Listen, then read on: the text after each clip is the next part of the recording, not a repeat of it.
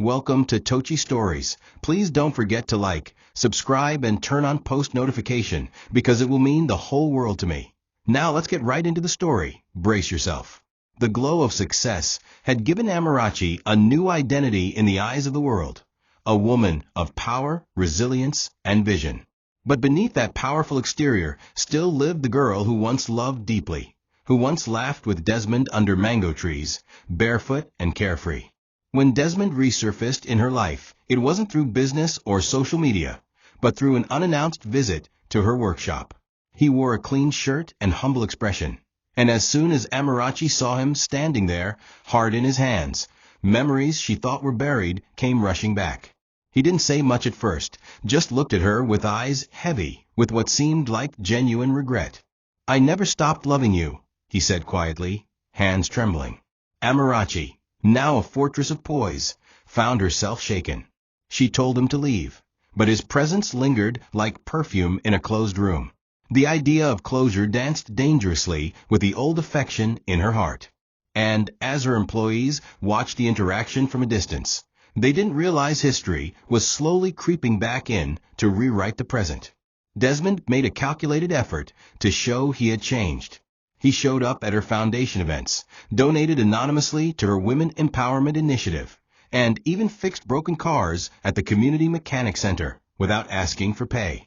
He knew Amarachi's heart, how she responded to acts of kindness, how she valued humility above sweet words.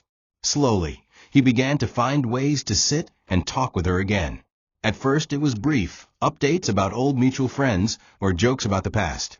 Then it became deeper, conversations about grief, about lost dreams, about how Trisha had used and deceived him.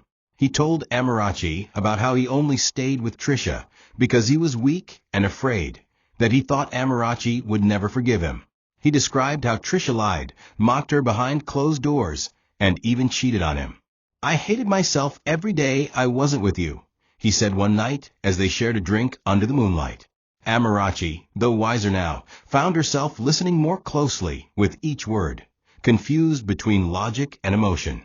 Against the cautious advice of her best friend and executive assistant, Amarachi gave Desmond a second chance.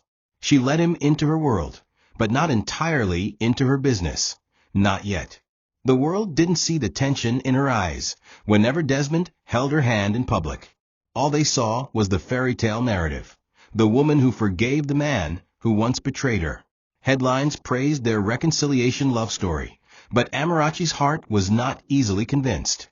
There were moments Desmond flinched when she mentioned business meetings or when he tried too hard to impress her clients. But she ignored them, blinded by the hope that maybe people really could change. Maybe Desmond had matured. Maybe this was fate giving them a second chance to make the love they lost right again. Desmond moved in gradually, first into her heart, then into her home, and finally into her routines. He played the role of the perfect partner, always present, always helpful, and always reminding her that love deserved forgiveness. He started attending company events as her plus one, charming clients with stories of how Amarachi changed his life.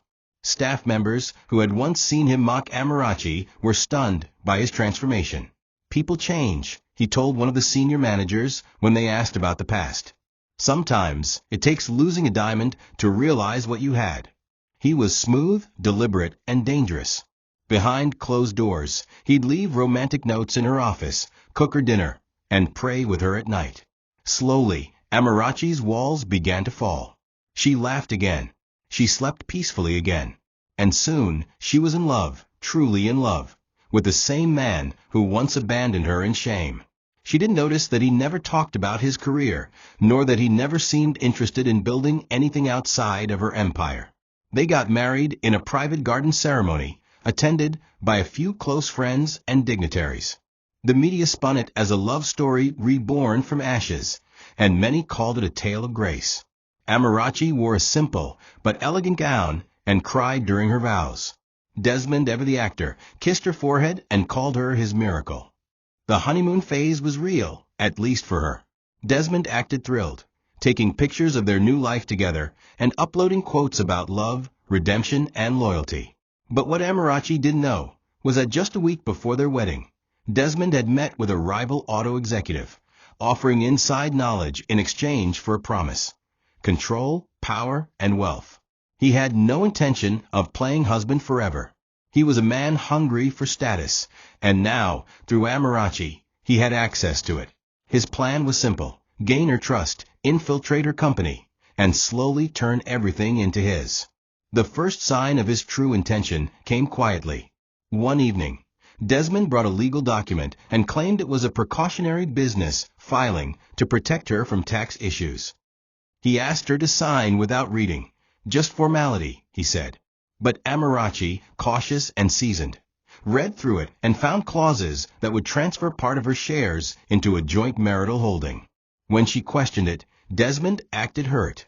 "I thought we were one," he said, dramatically walking away. The next few days, he sulked, pretending to be emotionally wounded. He even accused her of not trusting him, of building walls between them. Amarachi apologized, unsure if she had overreacted. But the seed of doubt was planted. Her love for him battled her instincts, and in that storm, Desmond thrived, because he had already started digging deeper into her company records, posing as a supportive husband. Desmond knew that his image had to be squeaky clean for his manipulation to continue. And so he told Amarachi everything, or rather, what he wanted her to believe. He painted Trisha as a viper, a selfish user who had manipulated him into mistreating Amarachi. He claimed Trisha always envied Amarachi's resilience, and that everything he ever said or did back then was under Trisha's influence. "She would slap me if I ever defended you," he whispered one night, tears in his eyes. "I was too weak, Amarachi, but you made me strong." Amarachi, already softened by the emotion of marriage and the illusion of love, believed him. She wanted to believe that Trisha had been the real villain, the snake that poisoned the garden of their love. Desmond knew her heart. She needed to believe in something good, and he used that need to twist the truth into his weapon. He told her about how Trisha mocked her in private, called her a wheelbarrow woman, and used Desmond's access to her story to gain fame on social media. He recounted how Trisha threw parties using Amarachi's humiliation videos and tried to extort money from brands by pretending to be a part of Amarachi's comeback. All of these were lies mixed with half-truths, and they made Amarachi burn with a quiet rage, not just at Trisha, but at herself for once believing the woman had an ounce of humanity. Desmond's manipulation was layered. By vilifying Trisha, he erased his own guilt. Every time Amarachi showed signs of doubt, he told another story about how Trisha abused him emotionally. "I was broken, but you made me whole again," he'd say while cooking dinner or massaging her shoulders. He even forged chat screenshots to back his story. By the time their first anniversary approached, Amarachi saw Desmond not as the man who once betrayed her, but as the man who survived heartbreak just like she had. She didn't see the documents he quietly sent to her competitors. She didn't see the fake meetings he attended where he sold her marketing strategies. And most painfully, she didn't see that Trisha, as flawed and bitter as she was, had been secretly trying to leave Desmond and start anew. But Amarachi's heart was blind, and Desmond's lies were thick as honey. What she did see was a man who was now changed, healed, and loyal. And that blind faith would become the very weapon he'd use to try and ruin her all over again. The day Amarachi walked down the aisle with Desmond, the world saw celebration, but fate saw setup. The venue was breathtaking. Roses laced with gold ribbons, flowing champagne, and a select group of influencers, business associates, and distant family. Amarachi wore a modest white gown that hugged her curves and elegance, and Desmond wore a royal blue agbada embroidered with their initials. It was the wedding she never thought she'd have, not because of the grandeur, but because she never imagined she'd love him again. But Desmond made her feel like she mattered. He had convinced her that their love had matured, grown deeper with age, that no past mistake should define their future. He said all the right things, smiled at the cameras, whispered, "You're my crown," into her ear after the vows. But beneath the soft vows and radiant smiles was a man scheming, already calculating how to stretch her name into his legacy. Just a week after the wedding, Desmond started easing into board meetings, not by request, but by entitlement. "We're married now, baby," he said, sitting beside her at a strategy session with a team of designers. He introduced himself to clients as head of operations, a title no one assigned him, and began speaking on behalf of Amarachi in calls. Initially, she laughed it off, thinking it was his way of blending into her world. But it became uncomfortable. He began making risky financial suggestions, advocating for partnerships that Amarachi didn't approve. She started noticing subtle changes, confidential files missing from her desk, strange calls from her competitors about proposals she hadn't submitted, and leaked campaign ideas showing up in the hands of rival companies. At first, she blamed external hackers or jealous ex-staff. But the trail always led back to one person, her husband. Desmond's tactics escalated when he presented a legal document titled Marital Asset Protection Agreement, telling Amarachi it would shield her company from potential lawsuits in case of marital disputes. It sounded noble, even reasonable. But as Amarachi, with her sharp instincts, read through the document, she discovered clauses that would hand over 40% of AMA Motors control to a joint marital entity, with Desmond as co-signatory for future decisions. Her hands trembled. She looked at Desmond, who sat across from her smiling calmly. When she questioned the intention behind the document, his demeanor changed. He sighed heavily, accusing her of doubting his love and treating him like a gold digger. He stormed out, slamming the door, leaving her in silence.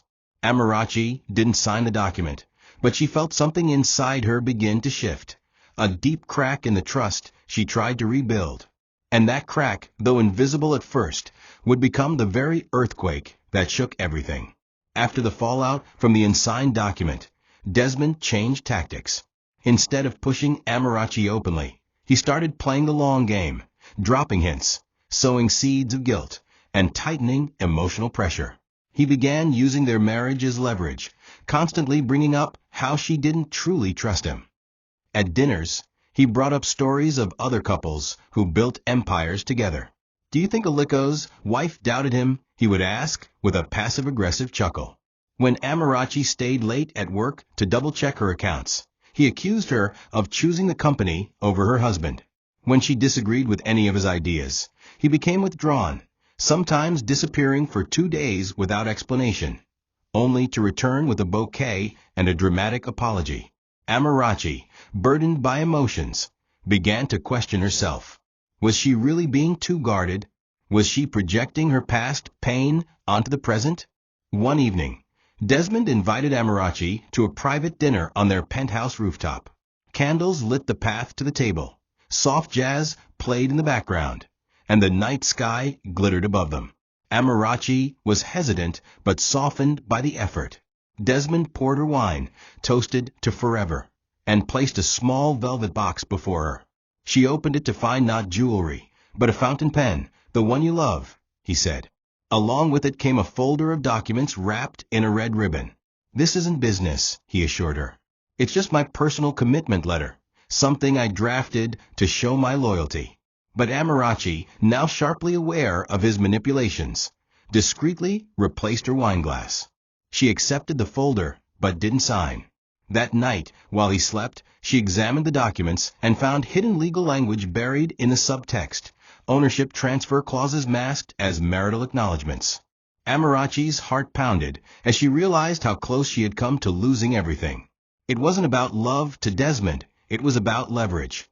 She didn't confront him that night. Instead, she began to quietly pull away. She installed surveillance in her home office, reset her passwords, and assigned her legal team to monitor any irregularities. She didn't want war. She still hoped the man she married was redeemable. But the moment she stopped feeding his ego, Desmond noticed. He became colder. He started ignoring her in public, talking over her during interviews, and making backhanded comments about her success. "You become too proud to share," he said one day after she declined to let him join a confidential budget meeting. The mask of romance was slipping, and the face underneath was one Amarachi had seen before, in the eyes of those who once laughed at her, behind a wheelbarrow. Desmond knew he was losing control. Amarachi's resistance wasn't just emotional, It was strategic. She no longer left sensitive documents lying around, no longer consulted him on high-level deals, and no longer invited him to executive retreats. The distance grew, and so did his desperation. What infuriated Desmond most was how she still flourished without him. He had expected her to crumble, to need him, to depend on his masculine guidance. Instead, she was striking new deals, unveiling innovative car models, and gaining international media attention. In the quiet of his frustration, Desmond made a plan, one final attempt to take what he believed he deserved. If charm couldn't work, maybe manipulation mixed with something stronger could. He contacted an old friend in pharmaceuticals and obtained a drug, tasteless, colorless, and designed to disorient memory and focus. His plan was to get Amarachi to unknowingly sign documents under the influence during a staged romantic weekend. He invited her to a resort, pretending it was a getaway to rekindle their fading spark. Amarachi, sensing something strange, agreed, not out of affection, but out of strategy. She had started working closely with a private investigator, and this trip was the perfect setup to catch Desmond in action. The suite was lavish. Candles burned.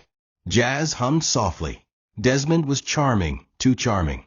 At dinner, he poured her wine again, this time watching her more closely than usual. But Amarachi played along. When he excused himself briefly, she swapped their glasses, just as she had done weeks earlier. She faked a faint headache, feigned confusion, and watched as Desmond laid out the document for her to sign. "Just a love letter for our future," he whispered, pushing the paper toward her with the pen. Her hand shook not because she was fooled, but because her heart was breaking at the sight of a man she once trusted using poison and paperwork as weapons. She didn't sign. Instead, she slipped the document into her handbag and told him she needed to rest. That night, while Desmond slept soundly, Amarachi forwarded the document to her lawyer and the surveillance footage to her investigator. The evidence was mounting. What Desmond didn't know was that his time was running out. Amarachi, though hurt, wasn't going to scream or fight publicly. She was building a case quietly. She was planning her revenge, not with fists, but with facts.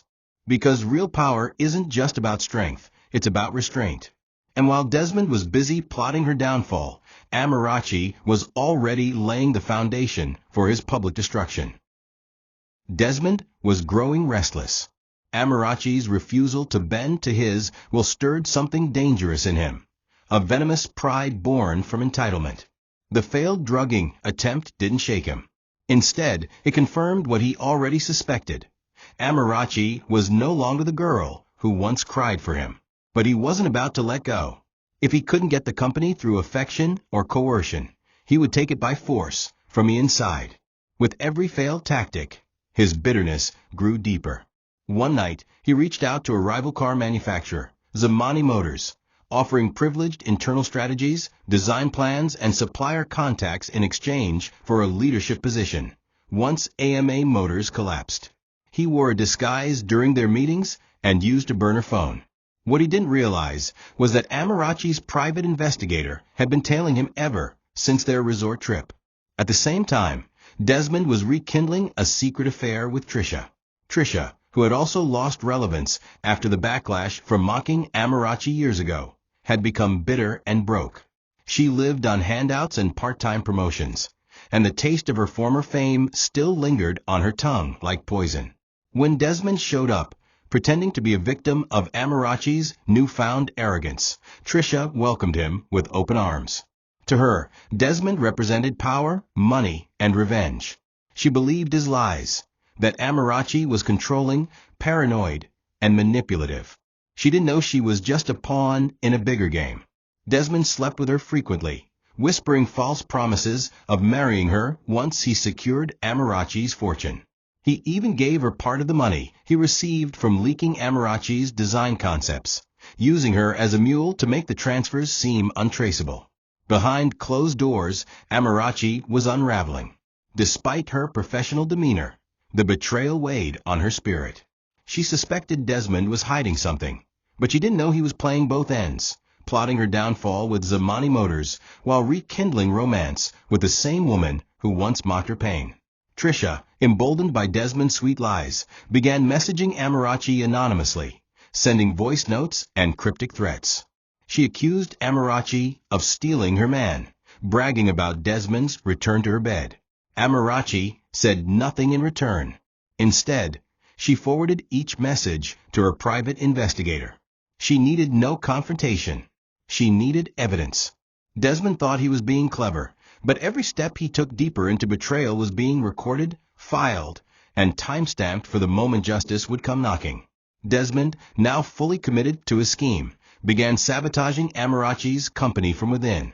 He intercepted emails from major clients, gave wrong delivery dates to suppliers, and leaked confidential marketing strategies to competitors. He deliberately misquoted figures during meetings and instructed junior staff to carry out incorrect orders, knowing it would damage the company's credibility. The chaos was subtle but consistent, like termites slowly hollowing out a tree. Amarachi, juggling emotional heartbreak and corporate responsibility, tried to maintain composure, unaware that Desmond's influence was poisoning every department from the inside. Her top clients began pulling out, citing inefficiency. Investors grew distant. Her once booming innovation pipeline slowed to a crawl, and her team morale dipped. Desmond sat in meetings feigning confusion, pretending to support her, even as he planted the very seeds of her decline. Amarachi became increasingly isolated. Her executive assistant noticed the change in her mood, her confidence, her aura. The woman who once stormed boardrooms like a queen now paused before making decisions, second-guessed her instincts, and barely smiled. Desmond took advantage of her vulnerability, calling her emotional, irrational, and too rigid. He claimed her unwillingness to share power was hurting the company. "You need to loosen your grip," he said during a board meeting, while senior staff watched awkwardly. Amarachi, though wounded, remained calm. She had been betrayed before by poverty, by humiliation, by Trisha, and she had survived. She knew something darker was at play, but she didn't speak. She simply began taking note of everything. Every strange email, every missed shipment, every awkward investor meeting.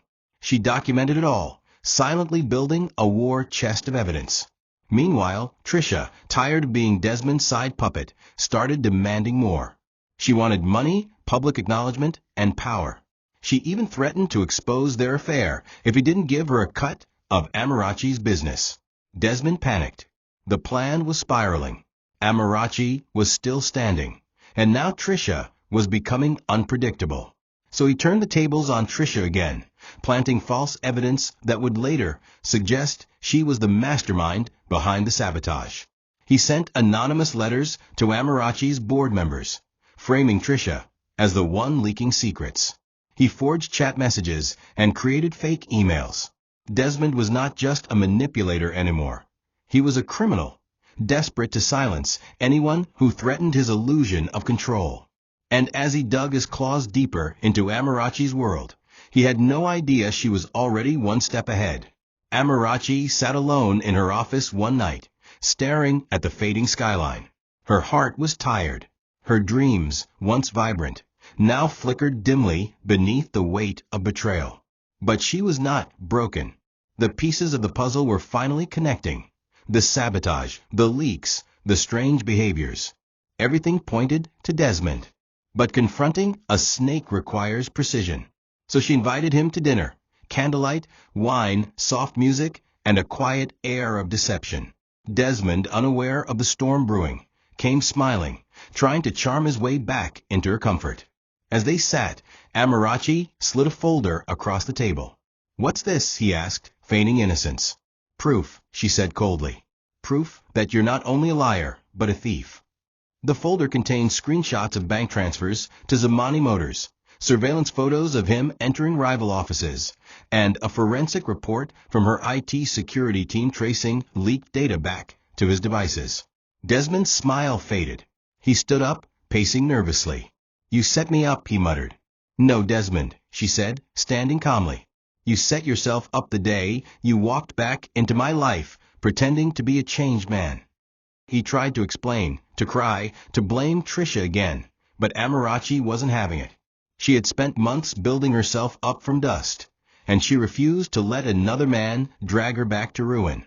"You tried to destroy me from within," she said, her voice shaking.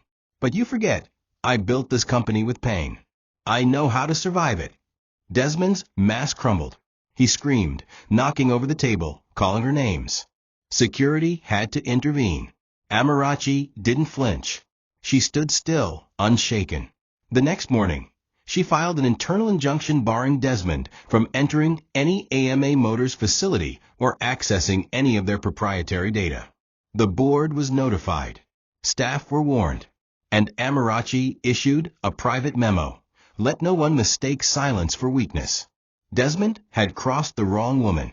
What he thought would be a silent manipulation had become a loud exposure. And for the first time since their marriage, he realized he had lost control. But Amarachi knew this was only the beginning. Desmond would not go down without a fight. And neither would she. Trisha stormed into Amarachi's office without an appointment, her heels striking the tiled floor like war drums. The security guards had tried to stop her, but she threatened to expose secrets that would shake the whole city. Amarachi sat at her desk, composed and unbothered, watching as the woman who once laughed at her from a convertible now appeared desperate and enraged. Trisha threw a folder on the table and shouted, "Ask your husband who gave me those files."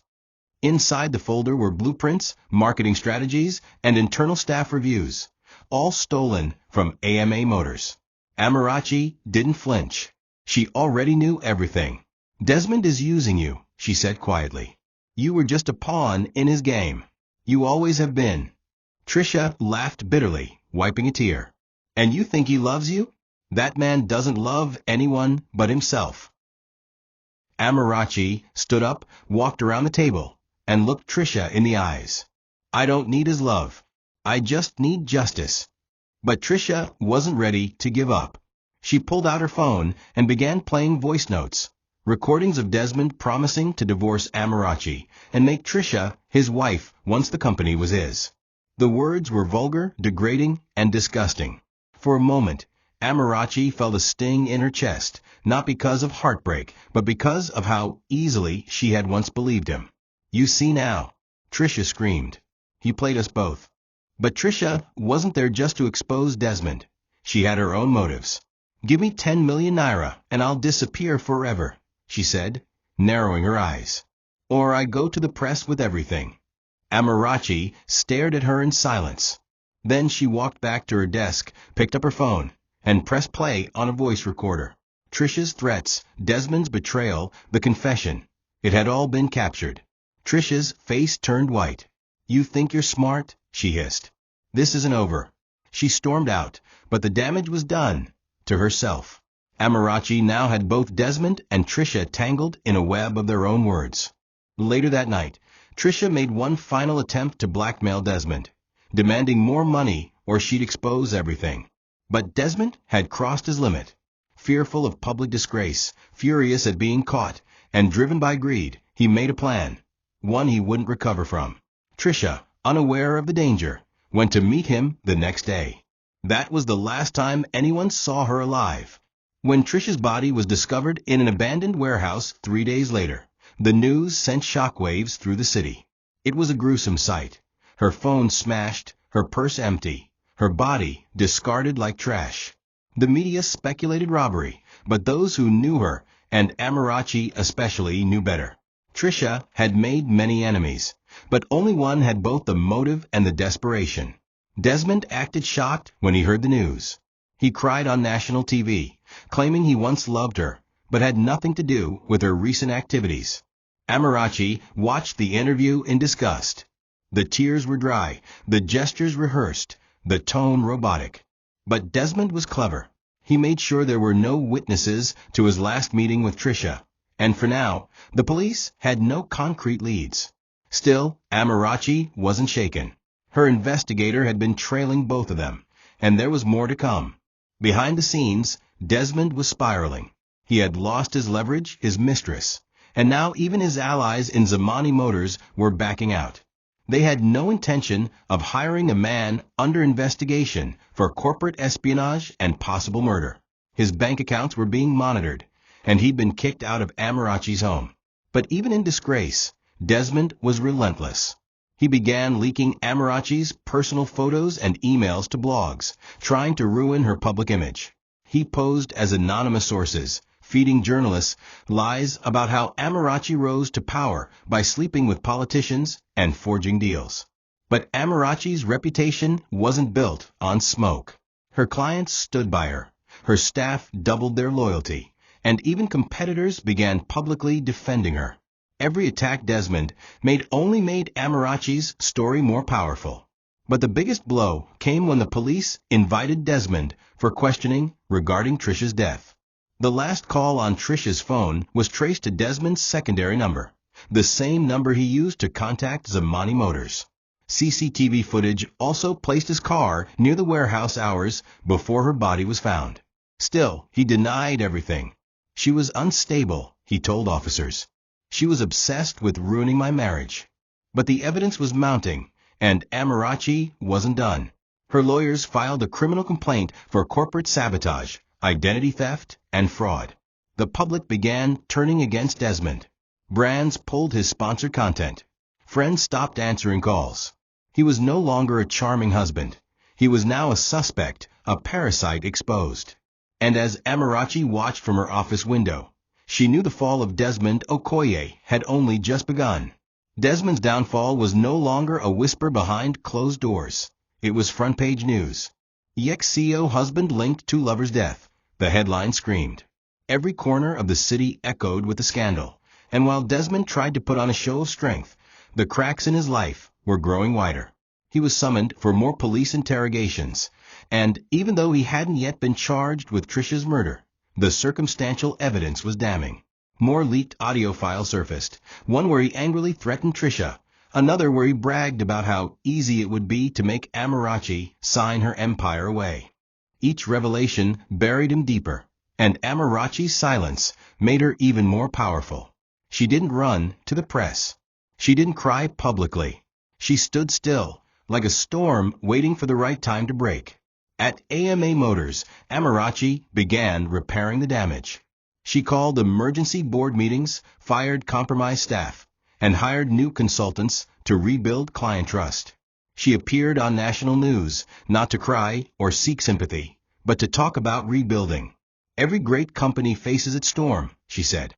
What matters is who survives it. Her grace under fire made her a national icon. Young women admired her. Investors returned. Brands sought collaboration. She wasn't just the CEO anymore. She was a symbol of power forged through pain. And the very man who once laughed at her wheelbarrow now watched her rise from the gutter he dug, helpless and forgotten. For Desmond, the walls were closing in, and fast. The final blow came when a digital forensic audit revealed Desmond's fingerprints on a burner account that received money from Zamani Motors. Bank trails, text logs, voice notes, surveillance. It was a mountain of undeniable evidence. Amarachi's legal team didn't just press charges. They launched a full-scale lawsuit, demanding compensation for defamation, sabotage, and attempted theft. Desmond was arrested that evening, not with handcuffs, but with shame. The once proud man who mocked a woman with a wheelbarrow was dragged through the same street he once strutted on with pride. Reporters chased him. Strangers booed. And Amarachi? She didn't attend the court hearing. She didn't need to. Her silence was louder than any verdict. Her story had already been written, not by tragedy, but by triumph. And Desmond? His story was ending, behind bars, in shadows, where manipulation dies and justice breathes. Prison didn't humble Desmond, at least not right away. In the beginning, he still saw himself as the victim. He walked through the prison gates with his chest out, speaking as though he had been framed, shaking his head like the world misunderstood him. In his mind, he was a man punished not for betrayal, but for ambition. The arrogance that defined him didn't die with his freedom. It only disguised itself. But the walls didn't lie. Day by day, Desmond was stripped of everything, his access to power, his reputation, even his name. Now, he was just another number. Other inmates recognized him from TV, but there was no respect, only mockery. "Oga CEO," they call out. "Not here, your board meeting day, happen now." He smiled weakly, pretending not to care, but every insult cut deeper than the last. He began to realize that no manipulation, no smooth tongue, no charm could free him from this kind of justice. While Desmond rotted in isolation, Amarachi faced the difficult task of healing, not just her company, but herself. She had spent years fighting battles she didn't start. Battles against poverty, mockery, betrayal, and manipulation. She had won the war, but the wounds were still fresh. There were nights she still woke up in cold sweats, her dreams filled with images of Trisha's body, Desmond's lies, and her own reflection, broken and alone in the mirror. Therapy helped, but more than that, her quiet resilience did. Amarachi found strength in the way her staff now looked at her, with awe and respect, not pity. She found healing in how the media celebrated her journey, not for clicks, but as an example of power born from patience. But she also realized something deeper. She hadn't just survived Desmond. She had survived her need to be loved by him. During one of her solo walks through her company's production factory, Amarachi paused near the assembly line of her latest electric car prototype. The same model Desmond had once laughed at, calling it too ambitious for an African woman. She remembered those words vividly, and yet here the car was, real, powerful, beautiful. The head of design walked up beside her and whispered, "This model is already sold out in pre-orders, Ma." She smiled faintly, her heart swelling with silent pride. As she ran her hand along the metal frame, she whispered to herself, "They mocked my wheelbarrow, but now they'll drive my vision." Desmond may have destroyed their marriage, but he had unknowingly fueled her greatest innovation yet. Every lie, every betrayal, every loss, she had turned into a tool for creation. And now, the world was watching not her pain, but her legacy unfold. The press couldn't get enough of Amarachi's story. Her rise from a mocked wheelbarrow pusher to a CEO fighting off betrayal in her marriage became the stuff of legends. Journalists scrambled to get exclusive interviews, publishers offered book deals, and production companies proposed biopics. But Amarachi declined most offers. She wasn't interested in turning her pain into a show. However, she did agree to one televised interview, not to tell the world what happened, but to tell other women how they could protect themselves. "They say behind every successful man is a woman," she said on national TV. "But what happens when the man standing beside you tries to bury you?" The interview went viral. It sparked conversations not about gender wars, but about strategic vulnerability, silent strength, and the importance of not romanticizing betrayal. Amarachi's words resonated far beyond Nigeria. International women in tech and business began referencing her story. She became a guest speaker at conferences in South Africa, Ghana, the UK, and even the US. Her company expanded its reach, exporting eco-friendly vehicles to new regions and opening satellite offices in Kenya and Rwanda.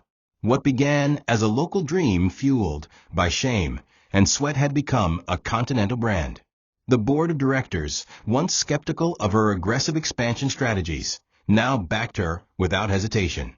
AMA Motors wasn't just a car company anymore, it was a movement. And its beating heart was a woman who once begged for respect behind a broken wheelbarrow.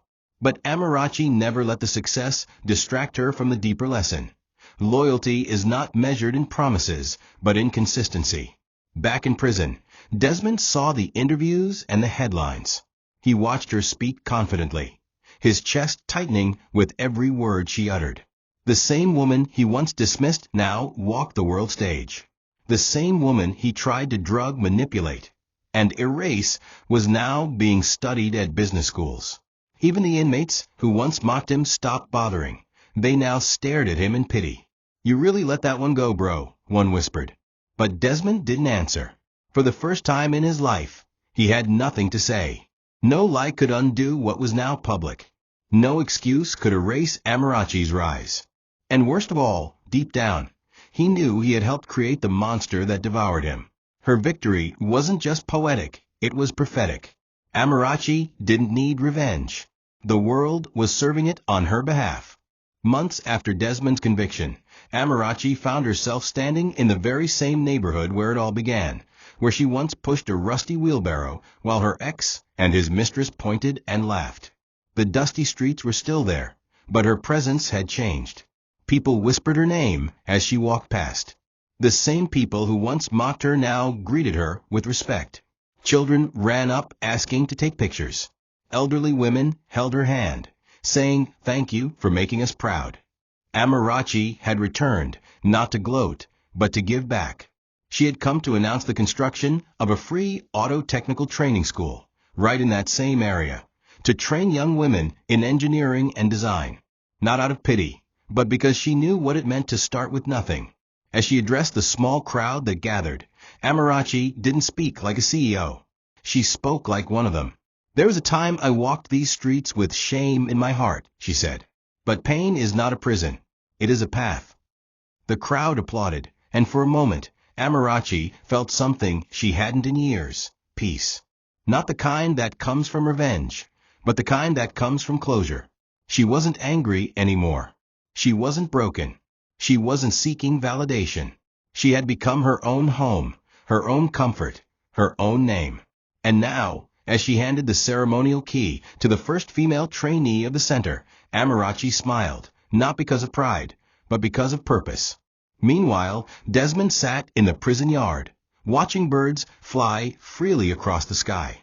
He thought of Amarachi daily, not out of love, but out of regret. Not for losing her, but for underestimating her. Trisha's death still haunted him, and the whispers in prison only grew louder with every passing week. Some days, he wrote letters to Amarachi, apologies he would never send. Other days, he sat silently, replaying every step that led to his ruin. But none of it mattered anymore. The world had moved on. Amarachi had moved on. And he was left with the echo of a choice he could never undo. In the end, she didn't destroy him. He destroyed himself. In the bleak corners of Desmond's prison, cell sat a pile of unsent letters, wrinkled sheets of pain, soaked with regret and desperation.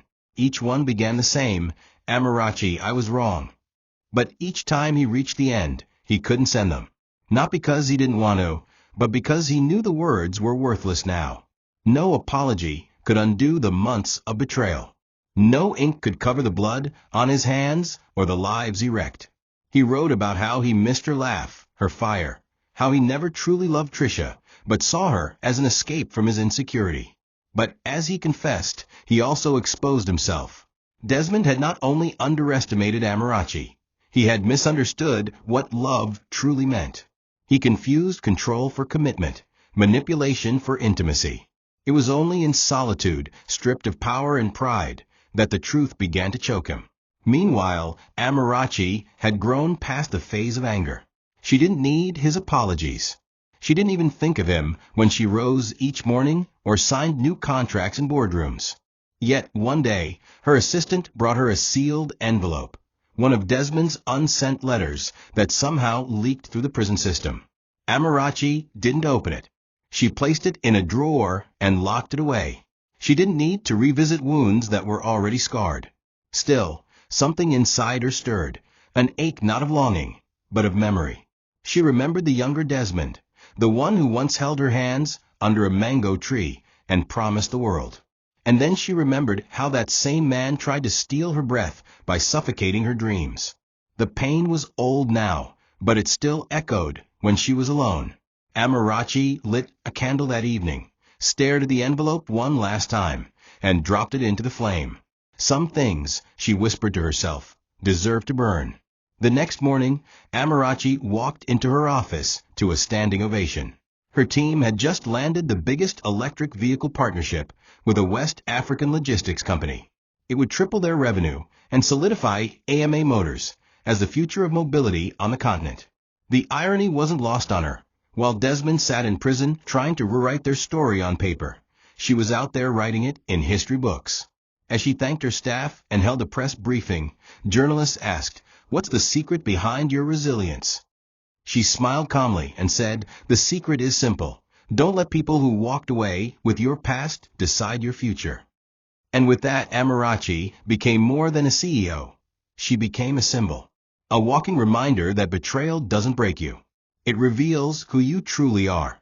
The long-awaited trial for Desmond's criminal offenses finally began. It was more than just a legal proceeding. It was a public reckoning.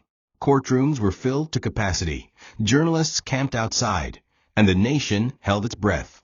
Charges ranged from corporate sabotage to conspiracy and obstruction of justice in the investigation of Trisha's death. While Desmond's legal team tried to paint him as a misguided husband driven by desperation, the evidence was damning. Financial transfers, burner phones, voice recordings, confidential emails, and even coded memos all pointed to a man who had methodically attempted to dismantle the life of the very woman who once saved him from obscurity. Amarachi didn't attend the hearings. She had already won her justice, but her presence lingered in every testimony, every exhibit, every photograph shown to the court. As witnesses came forward, former employees, tech experts, even Desmond's own cousin, the picture became clearer. Desmond was not just greedy. He was a calculating traitor who weaponized love and proximity to destroy a woman he envied. He wasn't after Amarachi's heart. He was after her empire. A damning video surfaced, one Desmond didn't know was being recorded, of him bragging to a friend. "Nami build her. Nami go scatter her. Watch." The courtroom fell silent. That single sentence crushed whatever defense he had left. His face turned pale. Even his lawyers sat back, helpless. That was the turning point.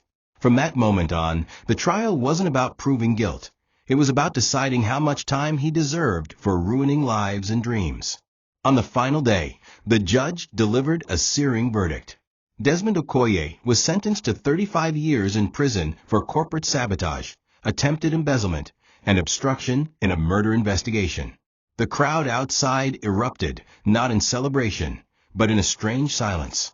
Justice had been served, but the pain it unveiled could never truly disappear. Amarachi watched the live report from her quiet lounge, sipping tea, dressed in cream linen. When the verdict was read, she didn't cheer. She simply nodded, closed her eyes, and exhaled. Not because Desmond was punished, but because she was finally free, not just legally, but emotionally. Her scars were real, but so was her strength. And that strength had carried her farther than any man's apology ever could. Despite the victory, there was one piece of the puzzle that still haunted Amarachi, Trisha. Though Desmond's indirect involvement in her death had been exposed, the full truth had never been aired. The exact events leading to her demise remained clouded in silence. But Amarachi couldn't forget her, because Trisha, as flawed as she was, had also been a victim. A woman used, lied to, and discarded. A woman who died chasing relevance in a man who never loved her. Amarachi decided to honor that pain, not by rewriting history, but by reclaiming it. She reached out to Trisha's surviving family, her mother and younger sister, and offered to pay for the late woman's burial to be redone with dignity. She also funded a women's shelter in Trisha's name, one that helped victims of emotional manipulation and blackmail find legal and psychological support. The media tried to paint it as a publicity stunt, but Amarachi didn't care. She didn't need applause. She needed peace. One evening, she stood quietly at Trisha's new grave, wearing all black, no cameras, no press. She placed a single white rose on the marble and whispered, "We were both played. But I survived. I'm sorry you didn't." It was the first time in months that she allowed herself to cry, not from grief, but from empathy. Amarachi understood something most people ignored. Not all villains begin that way. Some are created by desperation, envy, and loneliness. Trisha had made her choices, yes, but Desmond had fueled every one of them. Amarachi forgave her that day, not because she had to, but because it was the only way to move forward without carrying shadows in her chest. As she walked away from the grave, her phone buzzed with an update. AMA Motors had just received its international certification for expansion into the U.S. market. She stared at the screen and smiled bitterly. "Even in death, you gave me clarity," she whispered again, speaking to Trisha. Amarachi knew this chapter was coming to a close. The betrayal, the heartbreak, the games, all of it was now behind her. The girl with the wheelbarrow had walked through hell, built an empire, and buried the past. The only thing left was to live, and to make sure no other woman mistook love for control ever again. It had been a year since Desmond's conviction, and AMA Motors was now a giant across Africa. Its electric and solar-powered vehicles dominated the market, setting a new standard for sustainable transport. International investors poured in. Amarachi's face appeared on the covers of Forbes Africa, Time, and TechVision magazine. But while the world saw her as a visionary, she remained grounded. She walked the factory floors, shook hands with engineers, attended grassroots exhibitions, and personally mentored young girls who once felt invisible in a male-dominated industry. Her story had outgrown gossip blogs and courtroom whispers. It had become a movement, proof that resilience could outperform revenge, that a woman scorned doesn't crumble, she conquers. One day, as Amarachi addressed a global summit on women in innovation, she told the audience a story about a girl who pushed a wheelbarrow while two people pointed and laughed at her. She spoke not with bitterness, but with clarity. I wasn't humiliated, she said. I was hidden, while my purpose was being sharpened. The applause was thunderous. Even world leaders stood to clap. She wasn't just speaking for herself anymore. She was speaking for every woman who had been told she wasn't enough, every survivor who had been blamed, and every fighter who had been overlooked. Amarachi didn't just own the road anymore. She had rebuilt it, widened it, for others to walk through. Back in Nigeria, her company launched the Wheelbarrow Project, an initiative that provided vocational and business training to women living in poverty. Each woman was given a grant, mentorship, and access to startup tools. At the launch event, Amarachi watched as hundreds of women rolled new wheelbarrows filled with goods, not shame, down the same streets she once walked. Children waved. Men clapped. She smiled through tears as one woman knelt beside her and whispered, "You gave me back my dignity." Amarachi looked up at the sky and exhaled deeply. She had lost so much, her peace, her love, even her trust, but she had gained something Desmond could never steal, legacy. On the final day of her annual company retreat, Amarachi stood at the cliffside garden of her coastal mansion. She watched the ocean waves crash against the rocks, wild, relentless, yet beautiful. Much like her life, the journey from ridicule to recognition had not been smooth, but it had been worth every tear, every betrayal, every sleepless night. She was no longer the woman who begged for love, nor the girl who accepted crumbs of validation. She had become the woman she once dreamed about while lying on a thin mattress in a one-room shack. The woman who turned a wheelbarrow into an empire. She walked into her office later that evening, paused at the shelf that held the small, rusty wheelbarrow replica, the same one she had custom-made to remind her of her past. Next to it was a framed quote, "They mocked my wheelbarrow, not knowing I own the road." It wasn't just a phrase. It was a prophecy fulfilled. The pain hadn't vanished, but it had transformed. It had grown roots and blossomed into strength, into awareness, into power. And Desmond? His name was no longer a scar, it was a lesson. A warning that love without respect is a prison. A reminder that no amount of charm can hide the heart of a thief forever. As Amarachi drove herself to the company's newest plant, in her latest self-designed electric SUV, she passed the street where Desmond and Trisha had once mocked her. It looked smaller now, quieter, less important. She didn't stop. She didn't even glance. Instead, she pressed forward, music playing softly, wind in her hair, purpose in her eyes. The road was hers now, not just literally, but spiritually. She had built it with her sweat, paved it with her resilience, and now she drove it with grace. And somewhere, deep inside her heart, a voice whispered, "This is not revenge. This is rebirth." Thank you for watching this video. What did you learn from this story? Drop it in the comments. Please make sure you like, comment, and subscribe to my YouTube channel Tochi Stories for more.